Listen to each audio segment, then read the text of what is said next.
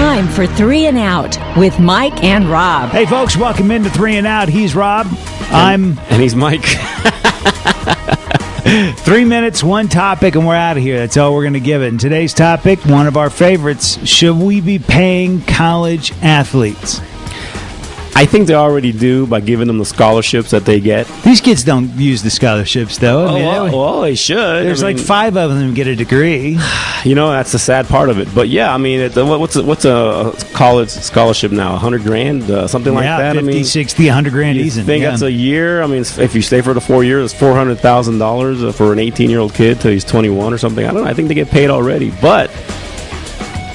Should they pay them more? I mean, the bowl games, the national title games, any kind of bowl game gives you money nowadays. The reality is that these kids are not as bad off as a lot of people would like to think. They do get money. They do get rooms. They get stay. They get their books paid for. They get food at the commissary and stuff. They can eat at the cafeteria and stuff. They don't have to go out to the fast food restaurant or clubbing at 2 a.m. in the morning and stuff like that. And that's where they don't have money for that. You know, that's the reality.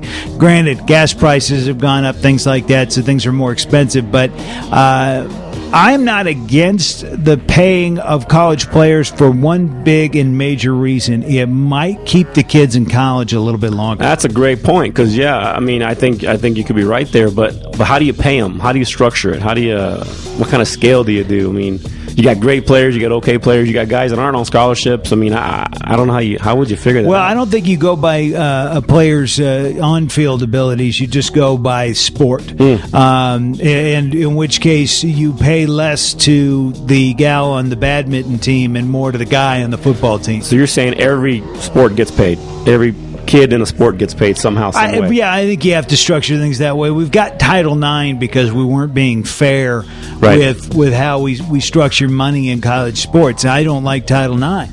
I think it takes away from a lot of athletes that could move on to something in professional ranks when it gives to women who don't have a professional rank past what they're going to be playing in. So they may never get that ranking either, sure.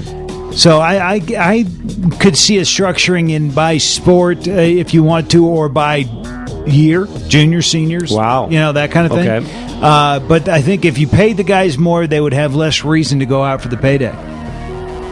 Wow. I mean, I think that's a great point. And if you paid them in singles, they wouldn't have to go to the ATM before hitting the strip club. Just a thought. I've never been to one of those. No. I was one. We call him Rob Make It Rain Lascano. I have no idea why. That was 3 and Out with Mike and Rob.